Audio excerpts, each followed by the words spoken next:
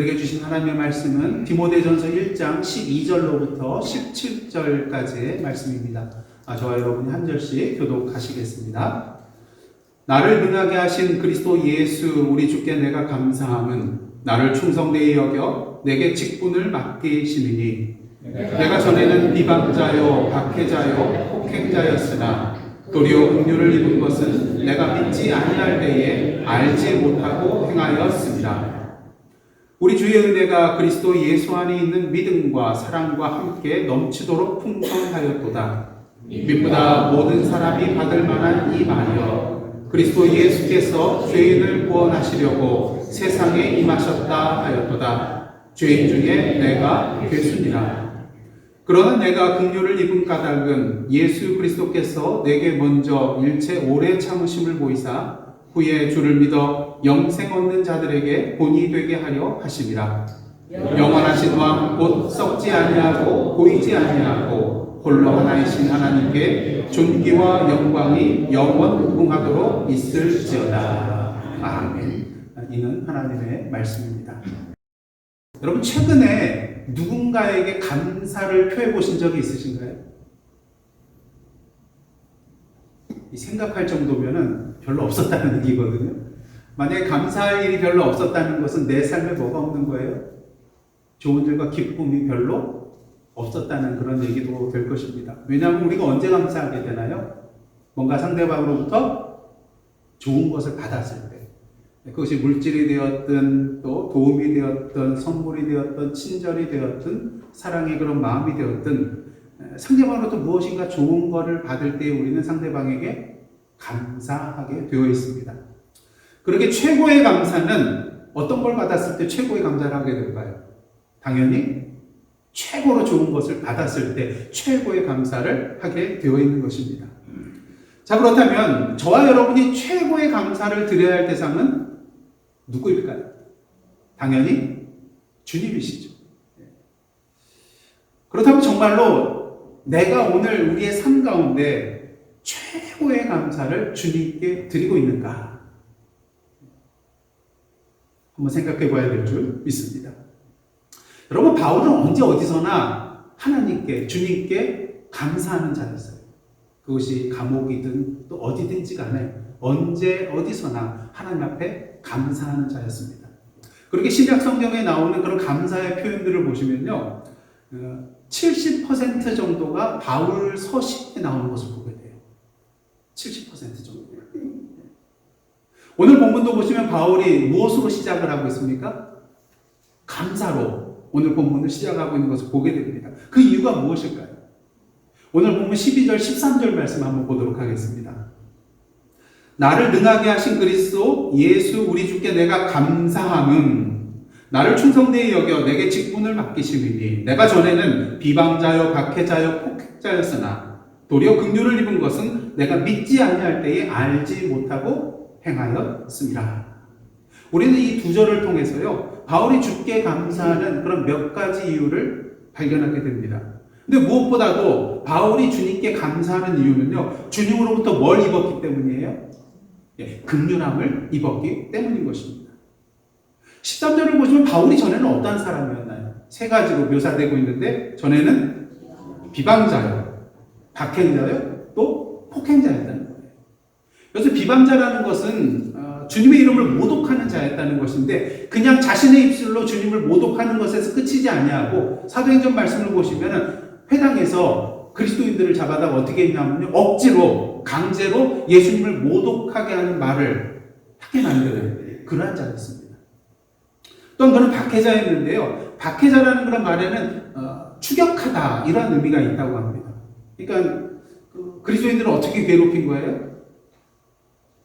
그냥 오는 그리스도인들만 맞받아치고 괴롭힌 게 아니라 쫓아다니면서 따라다니면서 괴롭혔다는 거예요. 그러기에 사도 바울은 어디까지 가서 그리스도인들을 잡아오려고 했어요?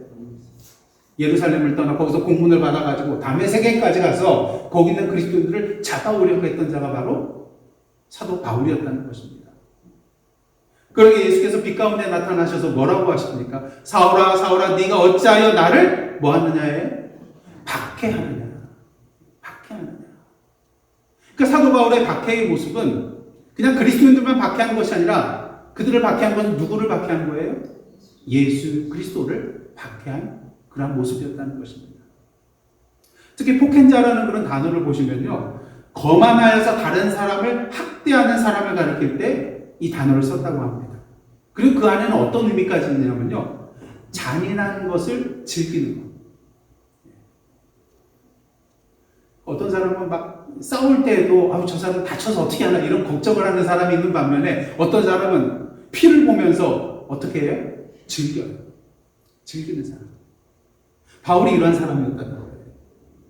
그렇게 사도 바울은 자신에 대해서 내가 죄인 중에 괴수로다. 아무리 용서를 해야 용서받지 못할 죄인 중에 으뜸되는 우두머리 되는 그러한 죄인이라는 것이죠. 하지만 그럼에도 불구하고 주님께서 긍휼히 여겨주셔서 용서해 주셨으니 그 큰 은혜에 어찌 감사하지 않을 수가 있겠습니까? 물론 바울이 비방자요, 박해자요, 폭행자로 살았던 것은 13절 말씀처럼 예수 그리스도께서 누구신지 알지 못했기 때문이에요. 그러니까 자신의 무지함 때문이었다는 것이죠. 만약 바울이 예수께서 누구신지 제대로 알았더라면 이러한 길로 나갔을까요? 결코 그렇지 않다는 것입니다. 물론 그렇다고 사도 바울이 예수 그리스도를 비방하고 그리스도인을 박해하고 폭행한 것이 없어지는 것은 아니에요. 물론 그는 누구를 위해서 이 일을 했어요? 사실은 여호와 하나님을 위해서 이 일을 한다고 철석같이 믿었거든요. 근데 그게 아니었다는 것이죠. 그러기에 이러한 사도 바울에게 필요한 것은 무엇입니까? 오직 하나, 주님의 긍휼하심이에요. 여러분, 우리 주님은 어떤 분이십니까? 예수께서 십자가에 달리셨을 때 이런 말씀을 하셨어요. 누가복음 23장 34절입니다. 자신을 십자가에 못 박은 자들을 향하여서 아버지 하나님께 이러한 간구를 하세요. 아버지, 저들을 사하여 주옵소서. 그 다음에 말씀이 뭐예요? 자기들이 하는 것을 알지 못함이니이다. 자기가 지금 무슨 짓을 하고 있는지 알지 못하는 그들을 위해서 아버지 하나님께서 긍휼을 베풀어 주실 것을 간구하고 있는 그러한 내용이라는 것이죠. 이처럼 우리 주님은 어떠한 주님이세요? 긍휼의 주님이십니다. 그러게 예수께서는 자신을 박해하고자 다메섹까지 달려가고 있는 사도 바울에게 나타나셔서 그가 무지함으로부터 벗어날 수 있도록 직접 빛 가운데 나타나셔서 그를 만나주신 것이었다는 것이죠. 구약을 보면 이제 긍휼에 대한 그런 단어가 두 가지가 나옵니다. 헤세드라는 단어하고요, 라함이라는 그런 두 가지의 단어가 있는데, 헤세드는 여러분들 너무나도 잘 아시는 말씀인데, 라함은요, 굉장히 의미 있는 그런 단어입니다. 왜냐하면 이 라함이라는 단어는요, 여자의 그런 자궁을 의미하기도 하기 때문인 것이에요. 그런데 하나님의 긍휼은 어떠한 긍휼이냐? 여러분들 자궁이 어떠한 곳입니까? 한 생명이 시작이 되고 영양분을 공급받고요, 어머니의 보호 속에서 가장 안전하게 자라나는 곳이 엄마의 자궁이에요. 어머니의 사랑과 은혜를 온전히 누릴 수 있는 곳이 바로 이 라함이라는 것이죠. 그런 의미에서 이 주님의 긍휼은 어떤 긍휼입니까? 여러분들 기억나시죠? 탕자 이야기. 이 둘째 아들이 아버지의 재산을 반 달라고 자기 몫을 달라고 하면서 다른 나라에 가서 허랑방탕하게 다 쓰고 돼지 쥐염 열매를 먹으면서 그것조차 줄 사람이 없으니까 이제 회개하죠. 내가 어쩌다 이렇게 되었는가. 그래서 이제 아버지께로 돌아가면서 내가 아버지의 종이라고 일컬음을 받아도 싸다. 그렇게 고백해야겠다. 그러면서 터덜터덜 걸어가고 있습니다. 그때 아버지가 그 상고가 먼데도 그 둘째 아들을 발견하고 이미 그 전부터 나와 있었다는 거예요. 기다리고 있었다는 거예요. 발견하고 어떻게 합니까? 달려가서 그를 안아주고 입 맞추고 어떻게 합니까? 좋은 옷을 입히고 신발을 신기고 자신의 반지를 빼주고요. 또 송아지를 잡아가지고 잔치를 벌이는 것을 우리가 보게 됩니다.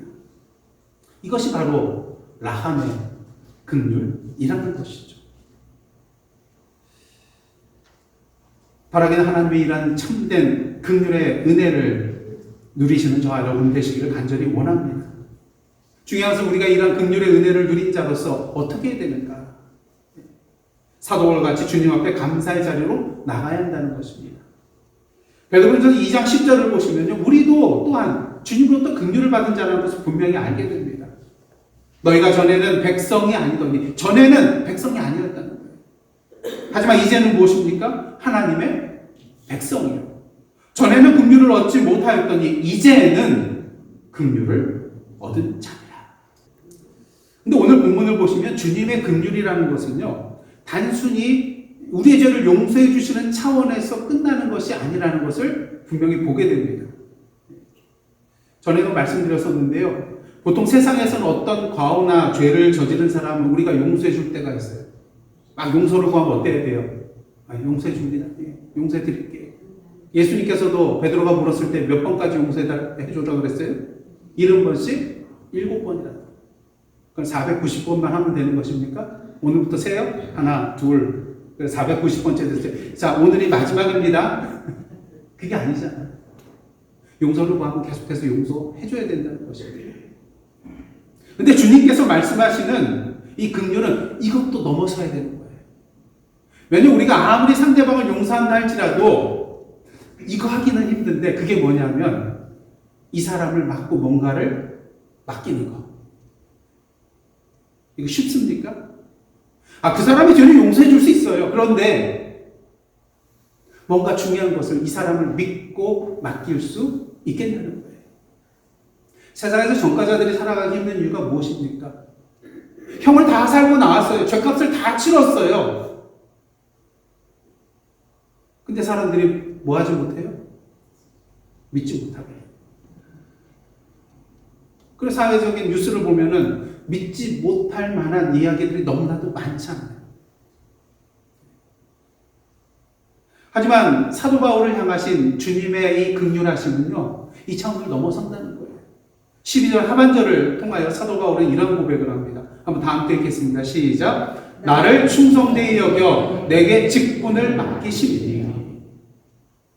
주님께서 바울을 용서해 주시는 그 긍휼의 사랑은요, 단순히 그의 죄를 용서해 주는 것뿐만 아니라 그를 믿을 수 있는 사람으로 여겨주시고, 뭘 맡기세요?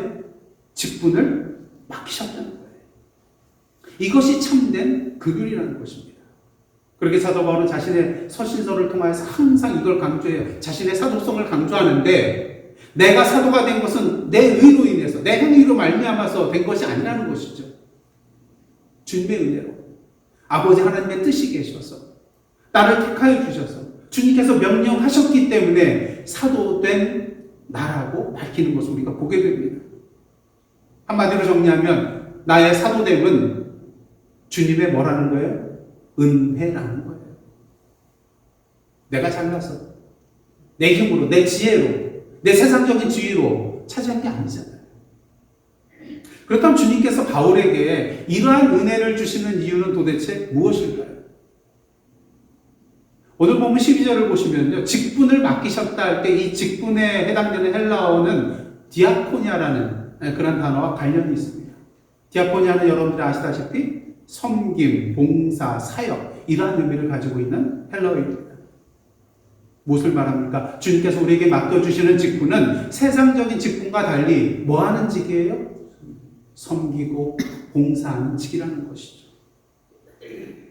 바울은 주님께서 자기에게 긍휼을 베풀어 주신 이유 중 하나가 무엇인지를 15절과 16절을 통해서 우리에게 분명히 말해주고 있습니다.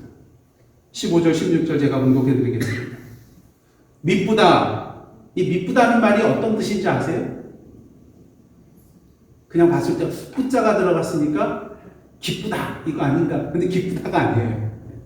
이 미쁘다는 단어는요, 믿을만하다, 신실하다, 진실되다, 이런 의미를 가지고 있습니다. 그러니까 미쁘다, 믿을만하도다, 모든 사람이 받을 만한 이 말이요. 그리스도 예수께서 죄인을 구원하시려고 세상에 임하셨다 하였도다. 죄인 중에 내가 괴순이라. 중요한 것은 뭡니까? 그러나 내가 긍휼을 입은 까닭은 뭐예요? 예수 그리스도께서 내게 먼저 일체 오래 참으심을 보이사 후에 주를 믿어. 다 함께 읽겠습니다. 영생 얻는 자들에게 본이 되게 하려 하십니다. 교회에서 종종 간증 집회를 많이 하게 됩니다. 요새는 뭐 많이 줄어서도 옛날 저 어렸을 때만 해도 교회 보면 간증 집회들을 많이 했어요. 네. 그래서 막 옛날에 뭐 흉악한 삶을 살았는데 변해가지고 180도 변해가지고 막 이러한 삶을 살고 있다. 이런 분들이 많이 나와가지고 간증을 하시더라고요. 그래서 웬만한 정도 아니면은 이게 저게 간증이야? 뭐 이런 정도로 생각되는 여러분들 뭐 70년대 뭐 그렇잖아요. 그런 간증 집회도 많지 않았습니까? 근데 이러한 교회에서 간증 집회를 하는 이유가 뭐겠습니까? 어떤 사람의 인생이 이쪽 극에서 이쪽 극으로 변화됐다는 얘기잖아요. 그러니까 놀랄 수밖에, 충격을 받을 수밖에, 감동을 받을 수밖에. 그래서 이러한 간증 집회를 하게 되는 이유는요, 이러한 변화를 일으켜 주신 그 주님의 긍휼과 사랑이 얼마나 크냐는 것을, 얼마나 놀랍냐는 것을 알려주기 위한 것이죠. 그리고 그 변화된 사람의 모습을 통해서 우리도 그 은혜를 누릴 수 있다는 것과 이미 그 은혜를 누리고 있는 그 긍휼을 받은 자로서 우리가 어떠한 삶을 살아가야 하는지, 또 그 삶을 살아갈 수 있다는 것을 우리에게 알려주기 위해서 이런 간증 집회를 하게 되는 것입니다. 전에는 죄인 중에 괴수였던 이 바울이 변하여 복음의 사도가 되었다는 것, 누구보다도 놀랄 일이죠. 특히 유대교의 중심적에 있던 사람들은 이 사도 바울의 변한 모습을 통해서 어떻게 저 사람이 그렇게 변할 수 있느냐. 우리 진영에 있었는데 적이 됐잖아요.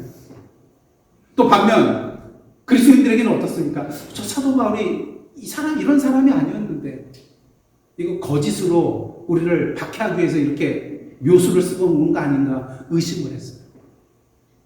놀랄 만한 일이잖아요.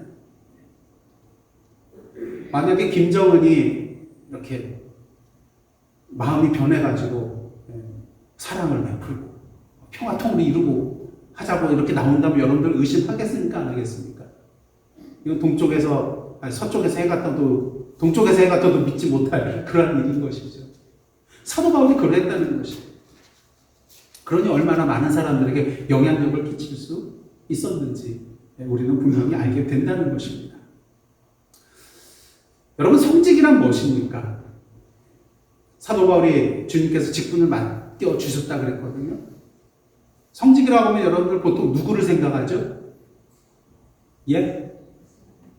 뭐 목사님, 또 뭐 신부님, 뭐 이런 분들, 종교적인 지도자를 그 직에 대해서 성직이라고 보통 우리가 말을 합니다. 하지만 목사만이 성직인가요? 신부의 직만이 성직인가요? 그렇지 않다는 거예요.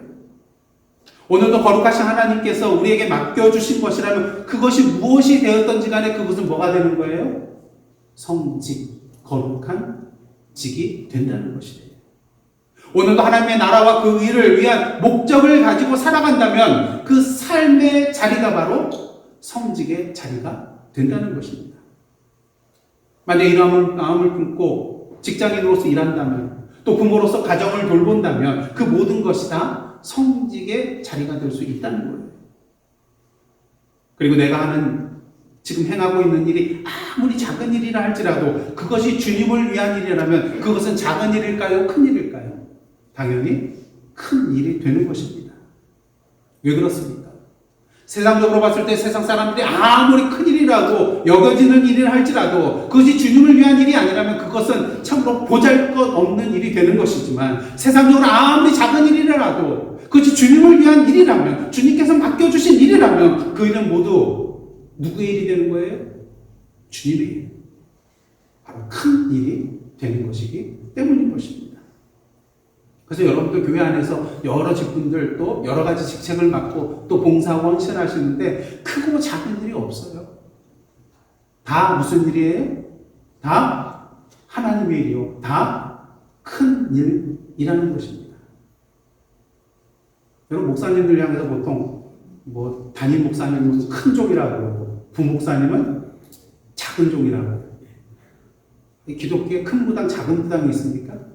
아니거든요. 목사라고 뭐 기도하면 큰 능력이 행해지냐요? 아니에요. 근데 부목사님이 가면 담임 목사님 왜 안 오셨어요? 그게 아니라는 것이죠. 누군지 하나님께서 맡겨주신 직분을 행하고 있다면 그것은 모두 다 큰 일이 되고, 그 일을 통해서 하나님께서 당신의 큰 역사를 이루어 주신다는 것을 믿음으로 바라보고 나가시기를 원합니다.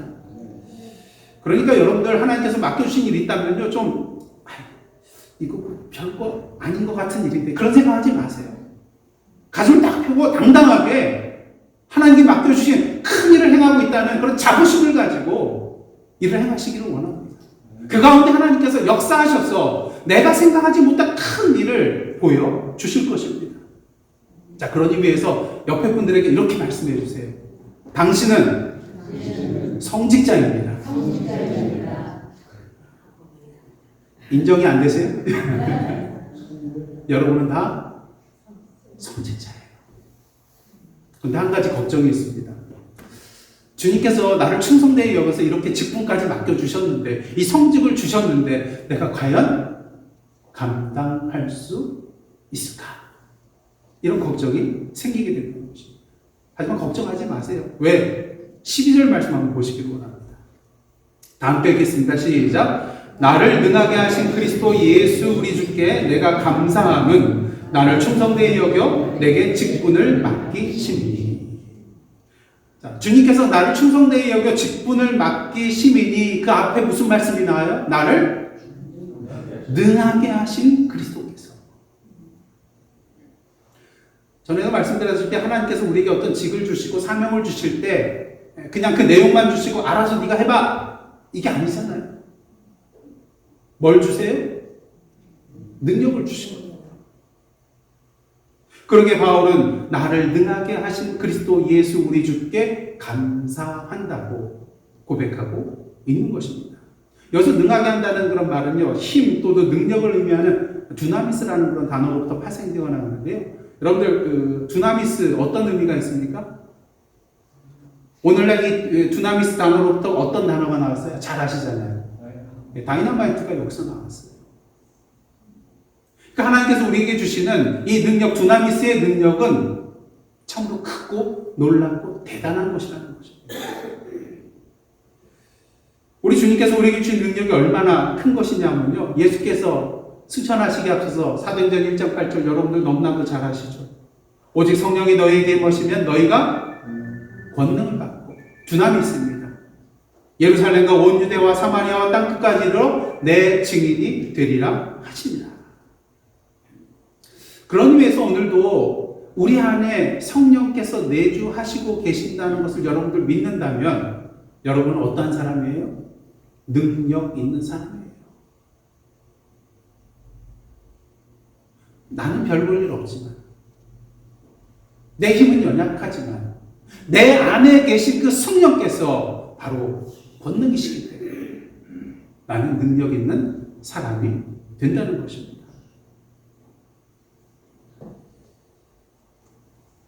그런 의미에서 오늘도 성령의 내주하신 가운데 살아가고 있는 저와 여러분은 다 능력의 사람이라는 것을 믿음으로 고백하고 오늘도 능력을 행하시며 나아가는 저와 여러분의 삶 되시기를 간절히 원합니다.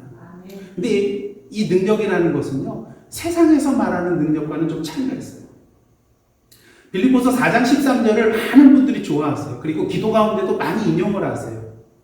그 내용이 무엇입니까? 내게 능력 주시는 자 안에서 내가 모든 것을 할 수 있느니라. 그러면 이제 모든 성도들이 아멘 그렇게 하시죠. 너무 좋잖아요. 내게 능력 주시는 자 안에서 내가 일부분 어떤 것을 할 수 있고 어떤 것을 할 수 없다가 아니라 모든 것을 할 수 있느니라. 이 구절만 보면요, 야, 이 말씀이 그대로 나한테 이루어지면 좋겠다. 근데 그 능력이 구체적으로 어떤 능력인지 아세요? 그 앞에 구절인 11절 하반절과 12절 말씀 한번 보도록 하겠습니다. 빌립보서 4장 11절 하반절과 12절. 어떠한 형편이든지 나는 자족하기를 배우노니. 나는 이게 뭐예요? 비천. 비천에 처할 줄도 알고. 풍부는 좋아요. 네. 근데 그 뒤에 나오는 게 뭐예요? 배부름과 배고픔과 또 풍부와 궁핍에도 처할 줄 아는 일체의 비결을 배우노라. 그래서 솔직하게 여러분들 어떠세요? 여기서 절반만 가져가면 좋을 것 같지 않습니까? 풍부도 좋고 이런 것들은 좋은데 궁핍과 배고픔과 세상에서 바라는 능력은 어떤 능력입니까? 나의 주변에 일어난 그 모든 문제를 아무런 걱정과 근심과 고통 없이 다 물리치고 그냥 평탄하게 살아갈 수 있는 그러한 능력이에요. 하지만 주님께서 우리에게 주시는 능력은 때로는 어떤가요? 고난과 박해와 시련과 어려움 그 자체가 사라질 수 있게 만드는 능력이 아니라 그러한 형편에도 뭐 할 수 있게 만드는 능력이에요? 처할 수 있게 하는 그러한 능력이라는 것입니다. 그러한 능력은 어떤 능력이에요? 우리 눈에 보이는 상황을 변화시키는 능력이 아니라 상황은 그대로 있다 할지라도 우리의 눈에 보이지 않는 우리의 흔들리는 마음, 두려워하는 마음, 그 마음을 주님의 평안함으로 변화시켜주시는 그런 내적인 변화의 능력이라는 것이죠. 그리고 그 능력은 오직 누구로부터 올 수 있는 거예요? 오직 주님으로부터만 올 수 있는 능력이라는 것입니다. 여러분 종종 독수리가 까치나 까마귀에게 먹이를 빼앗길 때가 있어요. 그리고 까치 까마귀가 겁도 없이 독수리에게 달려들어서 막 쫄 때가 있어요. 왜 그런지 아세요? 그렇게 할 수 있는 이유는 독수리가 민첩한가요? 덩치가 큰데 뭐 잽싸게 다닐 수가 없잖아요. 그러니까 날렵하게 날아다니는 까치하고 까마귀에게 괴롭힘을 당할 때가 있다는 것입니다. 자, 그럼 독수리가 어떻게 해야 될까요? 이 까마귀와 까치 상대해가지고 승리할 수 있겠습니까? 쉽지 않아요. 느리잖아요. 그 잽싸게 달려드는 이 까마귀와 까치 어떻게 해야 될까? 방법은 하나예요.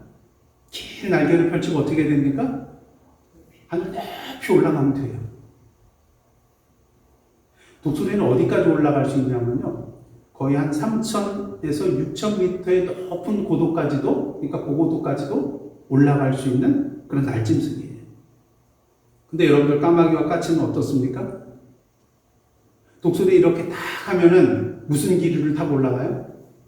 날갯짓에서 저 높이까지 올라가는 게 아니에요. 상승 기류를 타고 그냥 날개만 딱 한 2m 되는 날개를 딱 펼치고 있으면 그걸 타고 올라가는 거예요.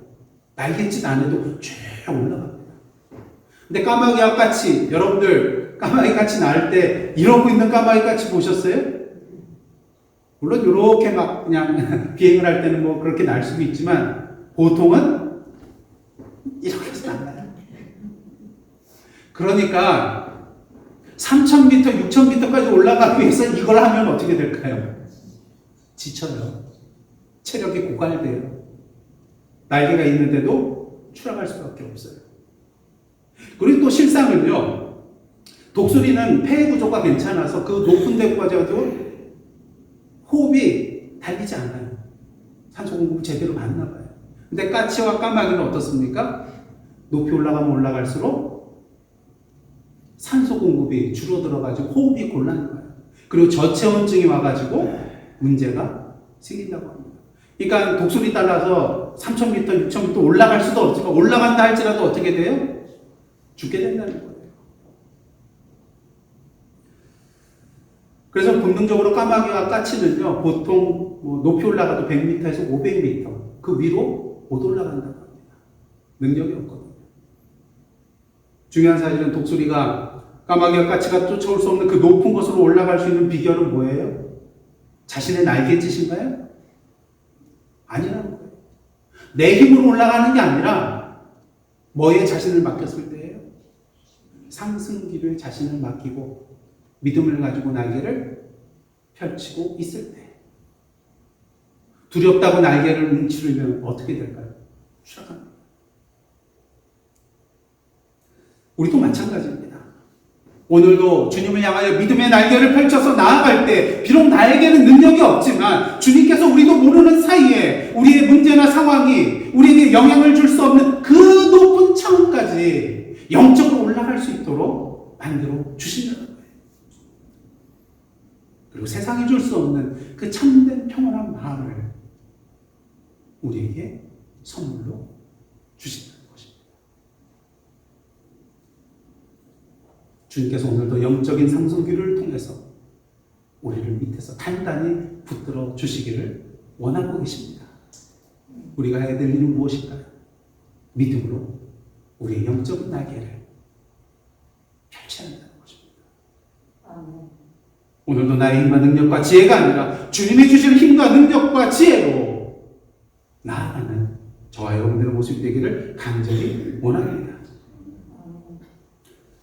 오늘 말씀을 통해서 사도 바울은 자신이 주님으로부터 긍휼을 입었음을 분명히 말해주고 있습니다. 물론 주님께서 바울을 사랑하셔서 그를 구원해 주시는 개인적인 사랑과 은혜의 사건을 베풀어 주셨다고 말을 할 수도 있습니다. 하지만 사도 바울은 여기서 한 차원 더 앞으로 나아가서 이 긍휼의 사건이 개인적인 사건으로 끝나는 것이 아니라 공적인 사건이었다는 것을 우리에게 분명히 알려주고 있습니다. 왜요?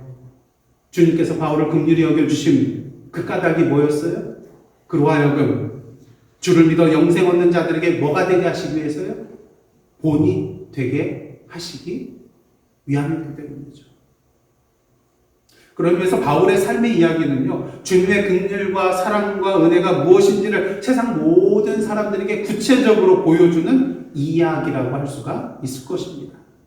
그의 삶 자체가 그 입술의 증거뿐만 아니라 그의 인생 자체가 한마디로 주님의 복음의 소식을 전해주는 뭐였을까요? 간증이었다는 거예요. 그의 삶 자체가. 여러분, 간증이란 무엇입니까? 간증이 뭐예요 도대체? 찬송가 288장 예수를 나의 구주 삼고 보시면 후렴 부분에 간증이란 말이 나오죠. 이것이 나의 간증이요. 근데 이제 영어 가사를 보면요, 이 간증에 해당되는 단어가 뭐예요? This is my story예요. 스토리. 어떤 기적의 삶만 일어난 것이 간증이 아니에요. 주님에 향한 믿음을 가지고 오늘도 주님이 맡겨주신 그 사명을 붙들고 살아가는 나의 삶의 이야기 자체가 간증이라는 거예요. 그러기 위해서 오늘도 주님 안에서 이 주님의 스토리를 써나가는 간증의 삶을 살아가는 저와 여러분의 모습이 되기를 간절히 원합니다. 여러분이 잘 아시는 페니 크로스비라는 그런 미국의 대표적인 찬송가 작사가 또 기독교 찬송가 역사에서 가장 큰 영향력을 끼친 그런 분 여러분들 너무나 잘 아실 것입니다. 근데 그녀는 태어난 지 지금 보시다시피 6주 만에 아마 이제 부주의로 인해 가지고 그냥 실명을 하게 된 것 같아요. 근데 이러한 장애를 극복하고 뉴욕 시각장애인학교에서 교육을 받고 또 뛰어난 그런 문학적 재능을 발휘하게 되었습니다. 그래서 평생 몇 곡 이상의 찬송시를 썼냐면요, 8,000곡 이상이에요. 8,000곡. 말이 8,000곡이죠.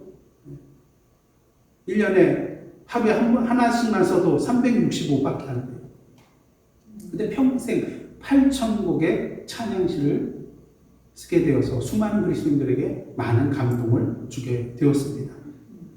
근데 그녀의 대표적인 찬송시 중에 하나가 바로 뭘까요? 조금 전에 제가 소개해드린 찬송 288장 예수를 나의 구주 삼고.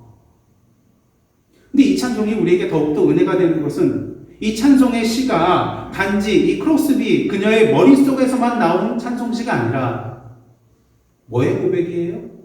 이 크로스비의 삶의 고백이었기 때문인 것입니다. 누군가 이런 말을 할 수가 있습니다. 그녀가 이 갓난아기 때 6주 되었을 때 시력을 잃은 것이 어찌 주님의 긍휼과 은혜라고 할 수가 있겠습니까? 여러분 그렇게 생각되지 않으세요? 태어난 지 6주 만에 자기가 캄캄하게 되었는데 이게 어찌 하나님의 긍휼과 은혜라고 할 수가 있냐는 것입니다. 근데 놀랍게도요, 이 크로스비 여사는 종종 자신의 이 시각 장애가 복이라고 얘기를 했습니다. 그녀는 이런 말을 했어요. 한번 잘 들어보세요. 만일 내일 다시 완벽하게 시력을 회복할 방법이 있다고 해도 저는 그 방법을 택하지 않을 것입니다. 그 이유가 무엇인가요? 그녀는 이렇게 말합니다. 제 자신에 관한 아름답고 흥미로운 일에 정신이 팔려 있었다면 하나님을 찬양하는 이 찬송들을 부르지 않았을 것입니다. 여러분, 바울이 자신의 약한 것을 자랑했어요. 그리스도를 위하여 약한 것들과 능욕과 굽hit과 박해와 공고를 기뻐한다고 했어요. 그 이유가 무엇입니까? 자신의 능력이 약할 그때에 누가 능력으로 임하여 주세요? 그리스도께서 능력으로 임하여 주시고 역사하여 주시고 힘과 능력을 더해 주실 것을 분명히 믿었고, 그리고 그러한 경험을 하며 살아왔기 때문인 것입니다. 사랑하는 성도 여러분, 주님으로부터 어떠한 긍휼과 사랑과 은혜를 입으셨는지, 이제 자신의 삶을 통하여 주를 믿어 영생 얻는 모든 자들에게 본이 될 이야기들을 하나씩 하나씩 구체적으로 써내려 나아가는 저와 여러분의 삶이 되기를 간절히 원합니다. 오늘도 주님께서 우리의 삶을 통하여 주님의 이야기를 써내려갈 수 있도록 내가 주님 되는 것이 아니라 내 안에 내주하고 계신 그 성령님의 인도하신 가운데 내 삶을 온전히 맡김으로 주님의 긍휼과 사랑과 은혜를 우리의 삶을 통하여 세상에 증거하며 나아가는 저와 여러분의 간증의 삶이 되기를 주님의 이름으로 축복합니다. 기도하시겠습니다. 하나님, 사도 바울과 같이 주님으로부터 긍휼을 입은 자로서 긍휼을 입은 자답게 살아가기에 부족함이 없는 저희들 되게 하여 주옵소서. 오늘 말씀을 통하여 우리가 주님의 긍휼을 입은 까닭이 무엇인가를 다시 한번 분명히 보게 하여 주심에 감사를 드립니다. 오늘도 우리의 삶을 통하여 주님의 이야기를 써내려 나아가는 저희의 복된 삶 되게 하여 주옵소서. 예수님의 이름으로 기도드리옵나이다. 아멘.